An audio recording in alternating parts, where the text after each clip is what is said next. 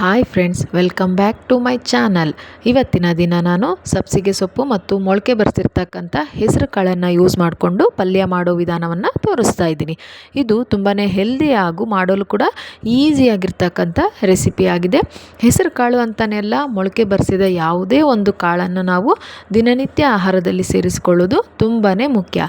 ಇಲ್ಲಿ ನಾವು ಕಾಳಿನ ಜೊತೆ ಸೊಪ್ಪು ಕೂಡ ಸೇರಿಸಿರೋದ್ರಿಂದ ಇದು ಟೇಸ್ಟಿ ಮತ್ತು ಹೆಚ್ಚು ಹೆಲ್ದಿಯಾಗೂ ಕೂಡ ಇರುತ್ತೆ.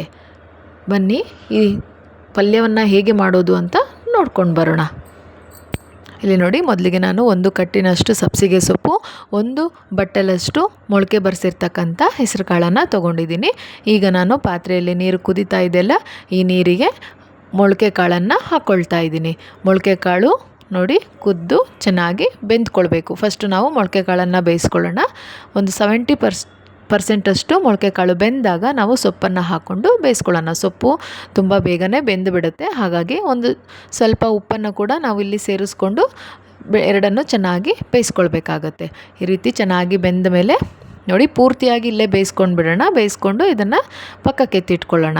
ಈಗ ನಾವು ಇದಕ್ಕೆ ಒಂದು ಪೇಸ್ಟನ್ನು ರೆಡಿ ಮಾಡ್ಕೊಳ್ಳೋಣ. ಅದಕ್ಕಾಗಿ ನಾನು ಒಂದು 4 ಹಸಿಮೆಣಸಿನ್ಕಾಯಿ, ಒಂದು 1/4 ಸ್ಪೂನಷ್ಟು ಜೀರಿಗೆ, ಒಂದು 1/4 ಸ್ಪೂನಷ್ಟು ಉಪ್ಪನ್ನು ಹಾಕ್ಕೊಂಡು ಒಂದು 10 ಬೆಳ್ಳುಳ್ಳಿ ಹೆಸಳನ್ನು ಹಾಕ್ಕೊಂಡಿದ್ದೀನಿ. ಅದರದ್ದು ಒಂದು ಪೇಸ್ಟ್ ರೆಡಿ ಮಾಡ್ಕೊಳ್ಳೋಣ. ಈಗ ನಾನು ಒಂದು ಬಾಣಲಿಯನ್ನು ಇಟ್ಟು ಅದಕ್ಕೆ ಸ್ವಲ್ಪ ಎಣ್ಣೆ ಹಾಕಿ ಸಾಸಿವೆ ಸಿಡಿದ ಮೇಲೆ ಅದಕ್ಕೆ ಒಂದು ಹೆಚ್ಚಿರ್ತಕ್ಕಂಥ ಈರುಳ್ಳಿ ಮತ್ತು ಕರಿಬೇವನ್ನು ಸೇರಿಸಿದ್ದೀನಿ. ಈರುಳ್ಳಿ ಮತ್ತು ಕರಿಬೇವು ಸ್ವಲ್ಪ ಕಲರ್ ಚೇಂಜ್ ಆಗಬೇಕು. ಅದು ಬಾಡಿಸ್ಕೊಂಡ್ಮೇಲೆ ಅದಕ್ಕೆ ರುಬ್ಬಿರ್ತಕ್ಕಂಥ ಪೇಸ್ಟನ್ನು ಹಾಕಿ ನಾವು ಬಾಡಿಸ್ಕೊಳ್ಳೋಣ.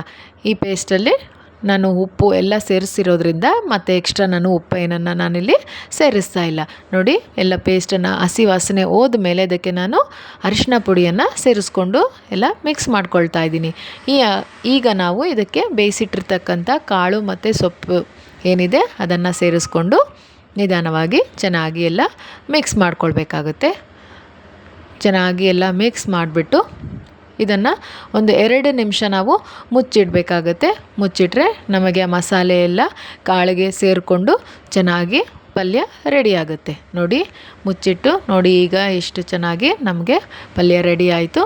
ಲಾಸ್ಟಲ್ಲಿ ಸ್ಟವ್ ಆಫ್ ಮಾಡಿಕೊಂಡು ಕಟ್ ಮಾಡಿರ್ತಕ್ಕಂಥ ಕೊತ್ತಂಬರಿ ಸೊಪ್ಪನ್ನು ಸೇರಿಸ್ಕೊಂಡ್ರೆ ನಮಗೆ ಸಬ್ಸಿಗೆ ಸೊಪ್ಪು ಮತ್ತು ಮೊಳಕೆ ಕಾಳು ಹೆಸರು ಕಾಳಿನ ಪಲ್ಯ ರೆಡಿ ಆಯಿತು. ಈ ಪಲ್ಯ ನೀವು ಚಪಾತಿ ಜೊತೆ ಇದು ಮತ್ತು ದೋಸೆ ಜೊತೆ ಯಾವುದ್ರ ಜೊತೆಯಲ್ಲಾದರೂ ತಿನ್ಕೋಬೋದು. ತುಂಬಾ ಟೇಸ್ಟಿಯಾಗಿರುತ್ತೆ.